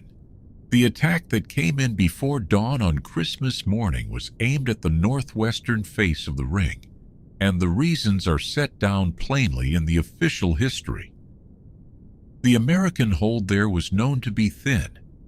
The ground was open with no large villages and no belts of timber to slow an assault down, and the earth was frozen hard, which gave tanks good going and gunners a long, clear view. Through Christmas Eve, most of the divisional artillery had been moved quietly into the villages behind it. The force that was to make the main effort had come up on the 24th. A battle group of the 15th Panzer Grenadier Division, a fresh division on paper. General Kokot, who commanded the sector and would command the attack, recorded his shock at how little of it there was. 3 battalions of infantry, 2 battalions of armored artillery, and 17 tanks. The orders about how the division was to be used had come down slow and contradictory, and the rest of it was still crawling toward the far side of the town. The colonel who was to lead the main effort, a man named Wolfgang Mauke, got his orders at dusk on the 24th and objected as strongly as a colonel would dare. He had no time to look at the ground. Nothing had been arranged between his infantry and the tanks that were supposed to support them. He was told that a surprise attack on Christmas Day carried an enormous advantage, and that was the end of the conversation. The timetable was extremely optimistic, and the official history says the optimism should have evaporated shortly after it was written down. Infantry would go in at 4 in the morning. By 6 they would be through the American rifle line, letting the artillery see and the tanks move fast. Between 8 and 9 the armored group would be inside Bastogne before the fighter bombers could get into the air. The men in the foxholes learned about it in stages. In the small hours, German artillery came down heavily on the forward positions of the parachute regiment At about 3, a few aircraft went over the chateau at Rolle and scattered bombs around it, and that was the air support Cocotte had been promised. Then the guns and mortars shifted onto the village of Champs. At 4, about 50 grenadiers in white snowsuits came up under the old moon and got into Champs, and the attack had begun. More infantry pushed through the woods on the flank, and inside an hour a full battalion was in the fight. What saved the village was the dark. The fighting broke into a confused scramble among the houses in which nobody could tell one side from the other, and the Germans stayed pinned where they were until light. At 5, the glider regiment on the western face reported 18 tanks forming up east of Mont Saint-Étienne. At 7:10, those tanks came through, infantry riding the decks and firing rifles. The tanks firing everything they had. They went over 2 companies and reached the battalion command post, the battalion commander telephoning that they were on top of him at 150 yards. Some drove clean through a battery of heavy howitzers, whose gunners could not depress the pieces at that range, and fought them with machine guns instead, having recognized the tanks by the shape of their muzzle brakes. Then the tank group divided. West of Hemrul, about half of them turned left onto a farm track that came out on the road between Champs and Bastogne.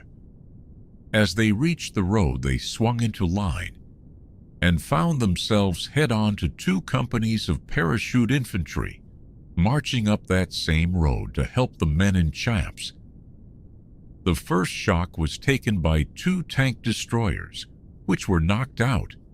The paratroopers pulled back to the edge of a wood halfway between Champs and Hemrul, and from there the column was taken apart by tank destroyers as it turned back toward Champs, and by bazookas after that.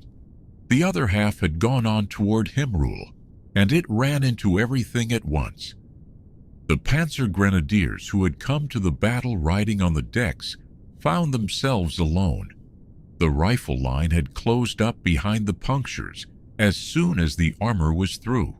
About 50 of them were taken out of a stream bed by artillerymen. At noon, Cocotte wrote off the tanks and the battalion that had gone in with them as lost, and how they had been lost, and where, remained a mystery to his staff. 18 tanks had gone through the line that morning, and when the shooting stopped, all 18 stood along the ridges between Hemrul and Champs. The 2nd German Battalion had used the gap well and moved almost unopposed while it was still dark. Then the light came up and it was caught in the open on the snow slopes west of Hemrul, sharply drawn against the white, with artillery and mortars ranging on it. The men tried to dig in and could not. The ground was frozen too hard. It was the same frozen ground that had recommended this face of the perimeter to the German staff in the first place. By 9 in the morning, the action around Rolle was over, and the wire crews had the telephone lines back in. In Champs, the Germans pulled out in the middle of the morning so their own guns could work over the houses, and a fresh push up the slopes toward Hemrul was broken. Early in the afternoon, Cocotte stopped the attack, meaning to start it again under cover of night. It was not started again that night. What he called his desperate effort took another day to organize. So the afternoon of Christmas Day at Bastogne was quiet.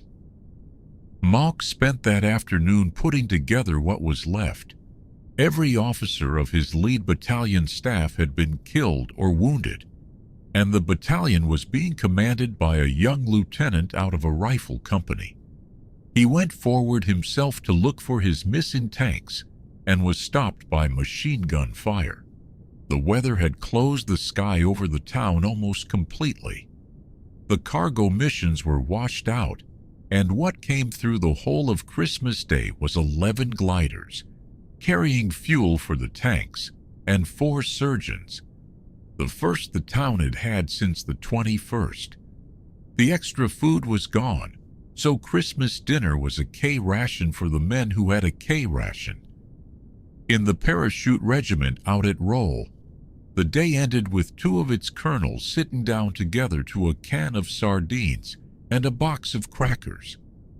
A message from McAuliffe went round the command posts.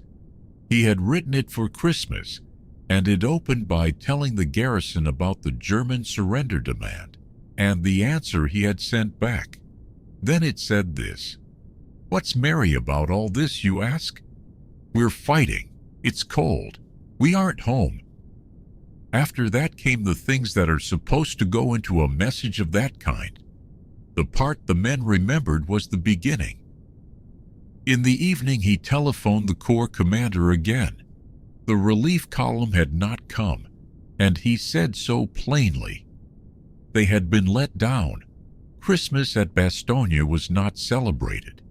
It was got through hour by hour, and at the end of it the men who had fought the morning on the northwestern face lay down in the snow they had held.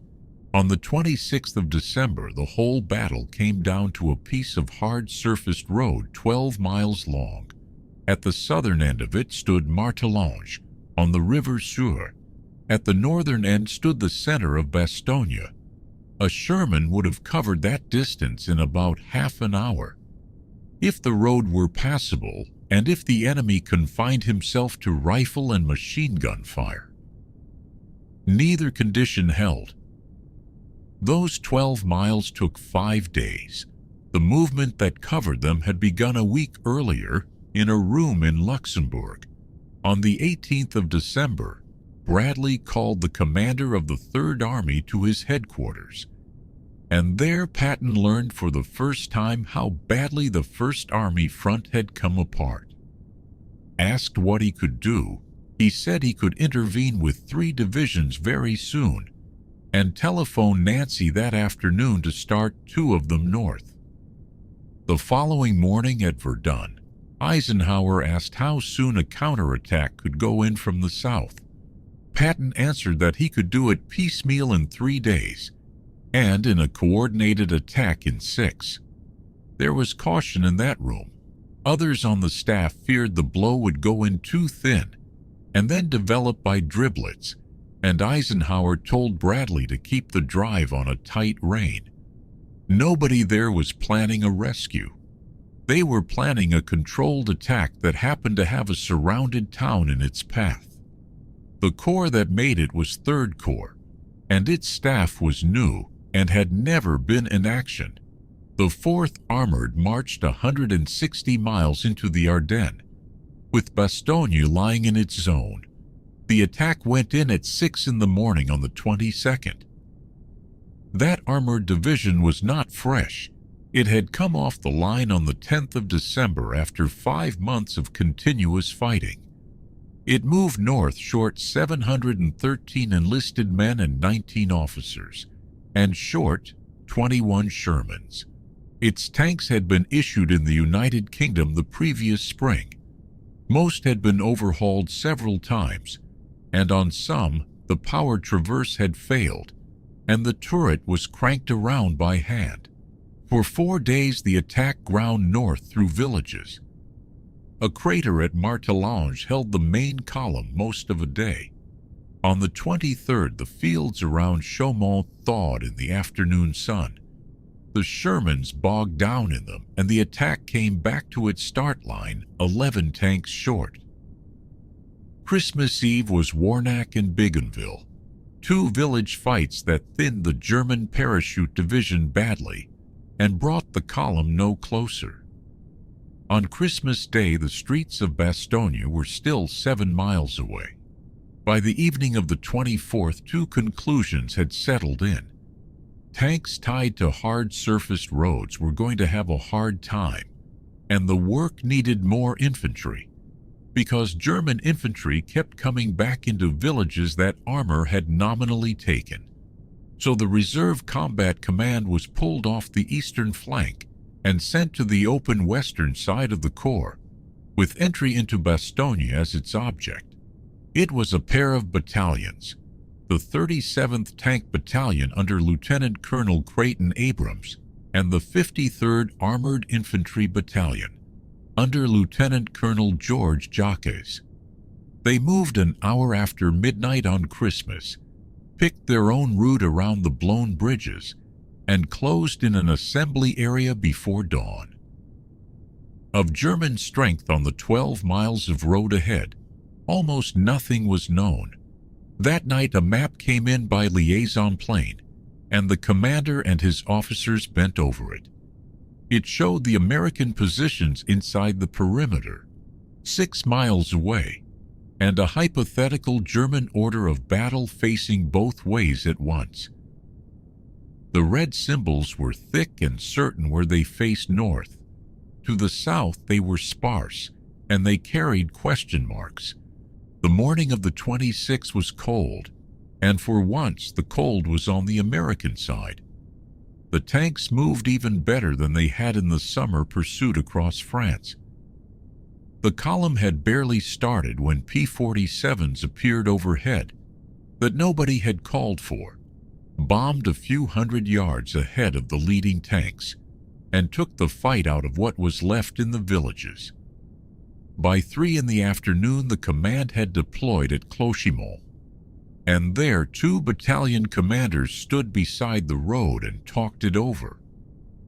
Between them they had perhaps 20 Shermans still running and an armored infantry battalion, 230 men short. The next town on the assigned route was Cibray, and Cibret was known to be strongly held. Overhead, what looked like hundreds of transport planes were going in to drop supplies to the town ahead of them. 289 aircraft, the largest day of the airlift. Abrams suggested that instead of Cibray they try a dash through Assenois, straight into Bastogne. Jacques agreed. 20 minutes were enough to arrange it. Word went to the artillery with a request that the airborne division be told armor was coming in. At 4:20 the assault teams moved off, Shermans leading and half-tracks behind. 14 minutes later, Abrams passed the word to the guns. Concentration number 9. Play it soft and sweet. 13 batteries put 10 volleys into Assenois. 8 anti-tank guns had been sighted around the village. The tanks came in so close behind the shell fire that not a shot was fired at them as they entered the streets. And the center of Assenois was nearly as dark as night, the sun shut out by smoke and dust. The garrison came up out of the cellars into the middle of it, and that was work for the armored infantry. The tanks of the assault team rolled on alone. What went up the last stretch of road was 3 Shermans under Lieutenant Charles Bogus, 1 half-track that had strayed into the tank column by accident, and 2 more Shermans behind. Bogus moved fast, hosing the edge of the woods along the highway as he went. A gap of 300 yards opened between the leading vehicles and the trailing ones, and in that gap, the Germans got a few teller mines onto the road. The half-track ran onto the first of them. The crews of the last 2 tanks lifted the rest by hand and drove on. At 4:45, engineers of the 326th Airborne Engineer Battalion on the southern edge of the perimeter reported contact with 3 light tanks believed friendly. 5 minutes later, by the Journal of the 4th Armored Division, the lieutenant in the lead tank saw men in American uniform getting ready to assault a pillbox beside the highway. Both stand in the records. One is the hour the surrounded saw something coming. The other is the hour the men who had come understood that they were through. The tanks the engineers reported as light were Shermans. 20 minutes after that, Abrams shook hands with McAuliffe, who had walked out to the outpost line. Back in Assenois, the other battalion missed the moment entirely, still fighting for the village itself, and that fight ran on into the night. What had been opened was one road, and it could be used only under armed convoy. The two main highways, east and west of it, were still German. Only about an hour after midnight had enough of the enemy along it been killed or captured to make the passage relatively safe. More than 200 vehicles had collected at Rossignol waiting for that hour, and during the night a company of light tanks escorted 40 trucks and 70 ambulances into the town. Late that same night, new orders came down from Field Marshal Model on the other side. Hold the defenders inside the perimeter until the tanks of an armored brigade could arrive, and cut the narrow corridor open that day. And in the dark hours that followed, a lieutenant of the 318th Infantry took 4 men through the German lines on foot, using light signals learned from prisoners, and came out at the Bastogne outpost at 4:30 in the morning. The official history closes his episode in a single line. Other Americans had beaten Carr to it. The siege of Bastogne ends in the documents on that day and at that hour. On the road it did not end for another 3 weeks. While the tanks were fighting their way up from the south, the perimeter itself lay in what the official history calls an unaccustomed quiet. The men holding the ring around the town spent the day of the breakthrough hearing very little, because the divisions that had been pressing them were already turning to face something else. The date that closes the siege is an accounting convention. The historian who sets it at 4:45 on the 26th of December calls the breach narrow and precarious in the same paragraph. Before the town could be supplied at all, the gap would have to be widened, and widened before the enemy could plug the puncture with armor. The airlift went on anyway. On the 27th, 130 transport planes and 32 gliders came over. By then the German anti-aircraft gunners had the approach lanes registered, and of 13 aircraft sent by one troop carrier group, 4 came home. Over streets broken by a week of shelling came trucks with supplies and replacements. General Taylor arrived to congratulate McAuliffe and to resume command of the division he had left a fortnight before. A medical evacuation company came in, and by noon on the 28th, the last litter case had been carried out, the heaviest burden the defense had to carry during the siege. The official history says plainly, was the large number of seriously wounded men and the absence of the means to care for them. On the 21st of December, the division surgeon had put the casualty list at something like 1,300, of whom 150 needed surgery. In the end, 964 wounded were taken out of Bastogne, and about 700 German prisoners went out along the same road. On the other side, nothing was ending either. The German offensive did not fall away from Bastogne after Christmas. It turned toward it. Manteuffel proposed to bring in enough new troops to take the town, and Model agreed that it had to be taken. The only armor available at once was a brigade countermarch back from a fight elsewhere, and a corps headquarters borrowed from the High Command Reserve. More was promised behind it, and the arrival times, the record says, were problematic. On the 29th of December, Manteuffel called his commanders together. He told them that the offensive, as it had been conceived, was finished, that Bastogne had become the central problem, and that the High Command regarded the coming fight as an opportunity to win a showy victory, or at least to grind up the American divisions fed into it. The operation was to have 3 phases: close the ring again, push the Americans south, and then take the town by final assault. Both sides had chosen the 30th of December for their attack, and both attacks went in. The American plan gave the Airborne Division no offensive role at all. It held the pivot at Bastogne, while others maneuvered around it. One of the armored divisions doing the maneuvering had come from Britain to the Meuse, marched 85 miles over snow and ice, and went into the attack straight out of March column. Neither attack got anywhere. Of the German blow from the west, the history says it can hardly be said to have started at all. The eastern one took 2 villages and failed as well. At Villers-la-Bonne-Eau, 2 rifle companies asked by radio for smoke and fire at 8:45 in the morning, and the radio went silent before the gunners could register. Of the 169 men in the village, 1 came out, a sergeant named Webster Phillips, who had already run through the fire to warn the reserve company. The rest, it turned out later, had surrendered. That same night, the Luftwaffe supported both attacks with what the history calls complete impartiality and bombed Bastogne. 73 aircraft came over. It was the most concentrated air punishment the town received in the entire battle.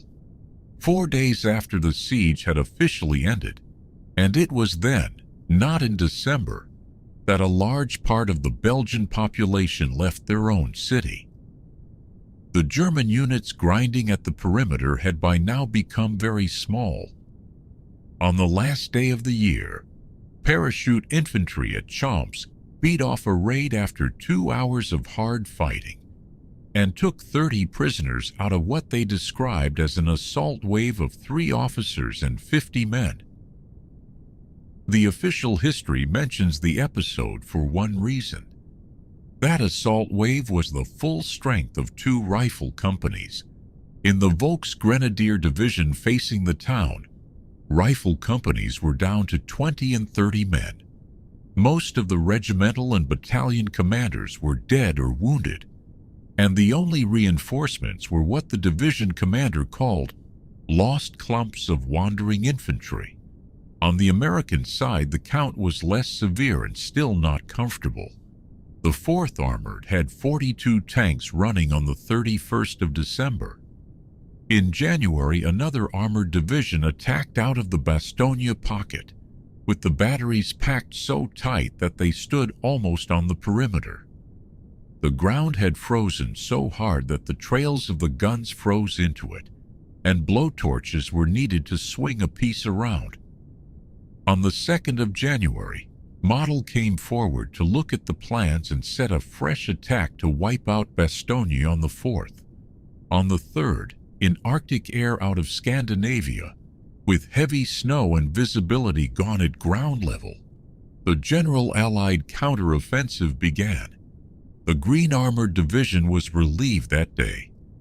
Its price for 6 miles of ground in 4 days had been 220 men killed and missing, 441 wounded, and 54 tanks.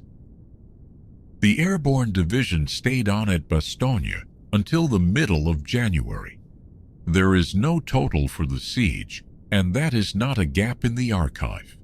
The official historian gives 2 figures, 105 officers and 1,536 enlisted men in the Airborne Division, and approximately 25 officers and 478 men in the Armored Combat Command, and then writes that there is no way to count the tankers, gunners, engineers, and stragglers from broken units who were mixed into the defense, and that for the troops who fought east of the town before the 19th of December, no casualty list can be compiled at all.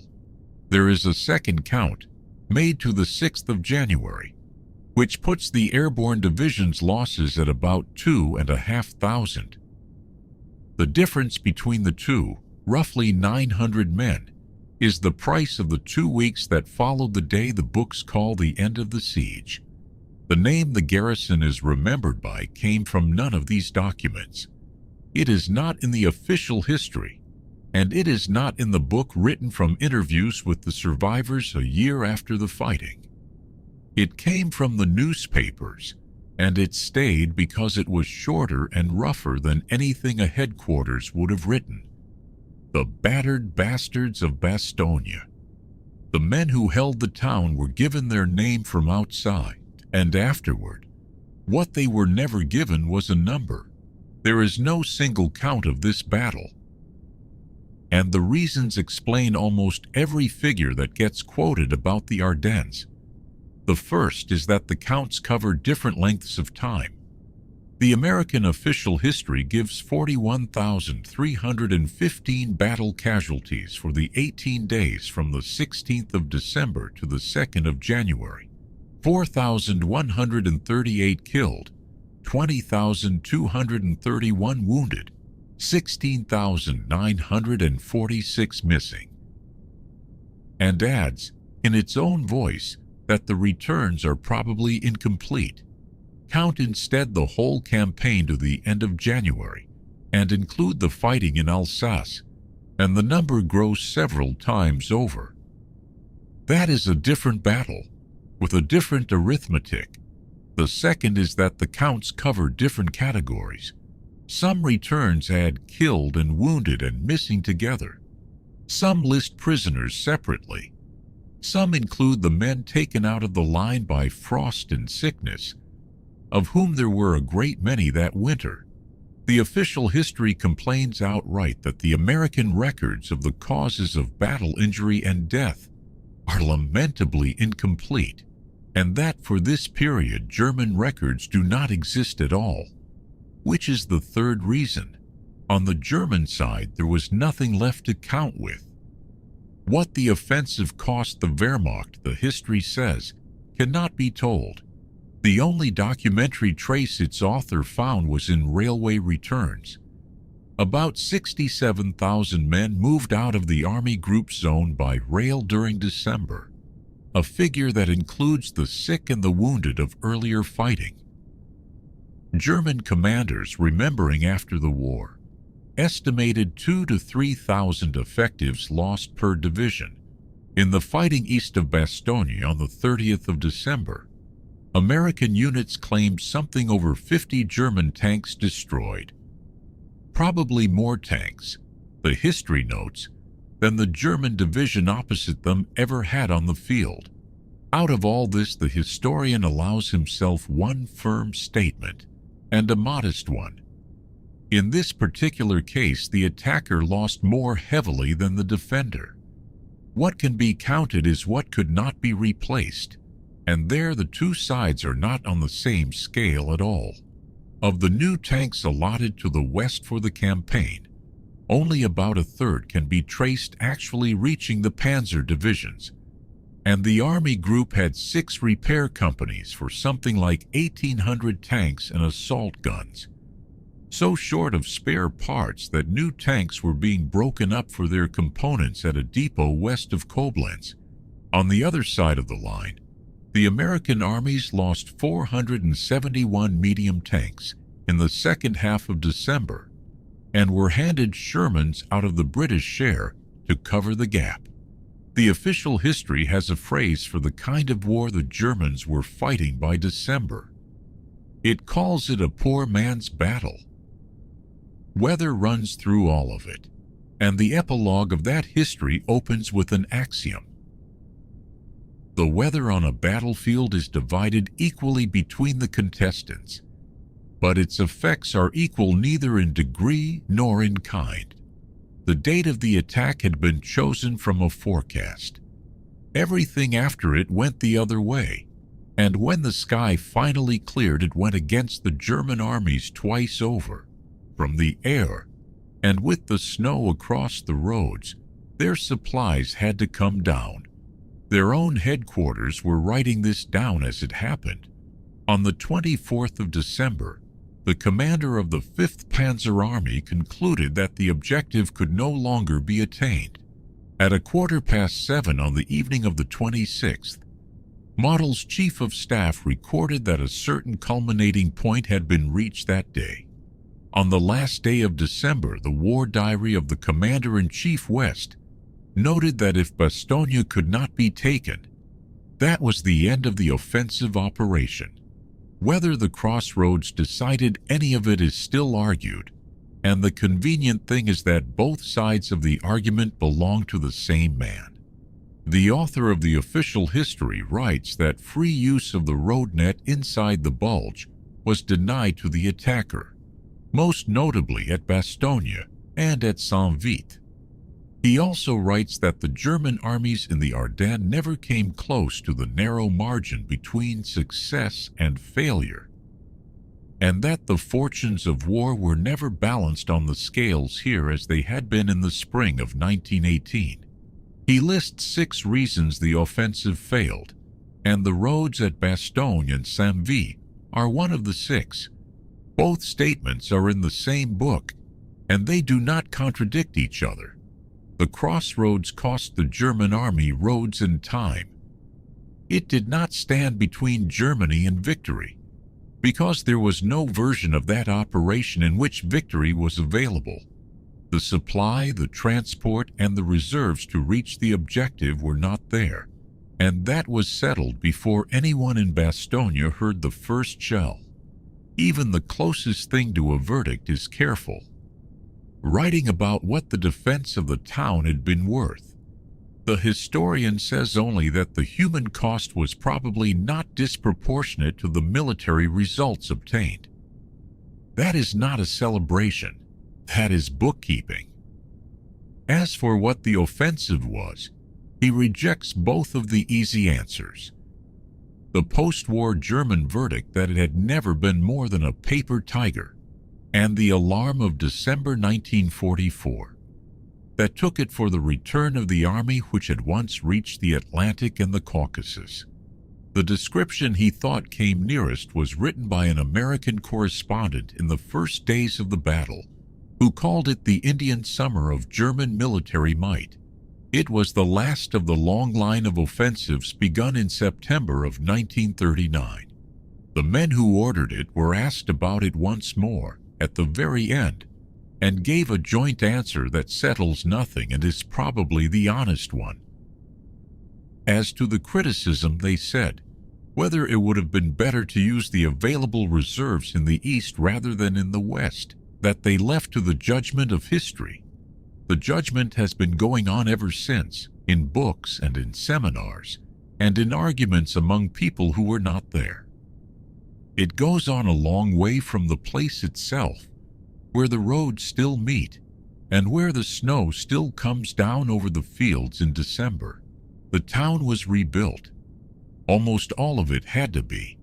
What stands in the Ardennes today is a new town on an old plan. The same square, the same street names, the same roads running out of it in every direction like spokes, toward Houffalize and Marche and Neufchâteau and Arlon. It is still a small place. It still keeps cattle fairs and timber yards. And in the winter the fog still fills the valleys the way it did that December, and the light still goes early. On a hill northeast of the town, there is a memorial in the shape of a 5-pointed star. It was designed by a Belgian architect and opened in the summer of 1950, 12 meters high, 31 meters along each arm. Around the parapet, in bronze letters, are the names of the 48 American states there were at the time. Inside, cut into the walls, are 10 stone passages that tell the course of the battle. Below it, in a crypt hollowed out of the rock, there are 3 small chapels, Catholic, Protestant, and Jewish, decorated with mosaics by a French painter. And in the center of the memorial there is a stone with an inscription in Latin, which says, in effect, that the Belgian people remember their American liberators. The memorial is dedicated to 76,890 American soldiers killed, wounded, and missing in the Ardennes. It is worth sitting with that number for a moment, because it does not agree with the others. The counts made by the armies, the counts made afterward by historians, the counts still being argued over, none of them land exactly here. The number on the monument is not the final answer to the arithmetic. It is one more entry in it, carved in stone in 1950 by people who had to choose something to carve. Down in the town, on the square that now carries McAuliffe's name, there is a bust of the general on a concrete base. And on the corner of the square, there is a Sherman tank. Local records say it belonged to the 11th Armored Division, and that it was knocked out on the 30th of December, which is to say, 4 days after the corridor was opened, in the fighting that everyone outside Bastogne had already stopped watching. The tank that sits at the center of the town is not a monument to the day the siege was lifted. It is a monument to the weeks after it, which were worse. The word, of course, survived everything. It is the name of the square's most famous story, of a December weekend of ceremonies, of a cafe sign. 80 years will do that to a word. But here is the part that the war did not invent. Long before any of this, back in the 17 and 1800s, Bastogne held an autumn fair, the last one of the season, and it was called the Nut Fair. Farmhands and herdsmen came in from the countryside to be hired for the year ahead, and the hiring was done by word, and it held for 12 months. A man who found a good place would buy sweet bread and nuts for his girl, because sugar was for the rich, and walnuts were what a working man could offer as proof that he could provide. The custom outlasted the fair. To this day, the couples married that year throw nuts from the balcony of the town hall down to the children in the square, and every December the mayor stands up there and throws nuts to the crowd as well. They come from California now.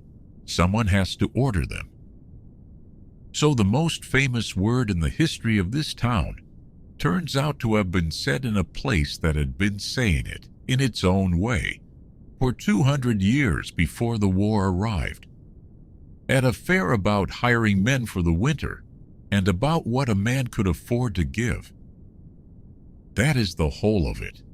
A crossroads in the forest that nobody thought about until two armies needed the same 7 roads.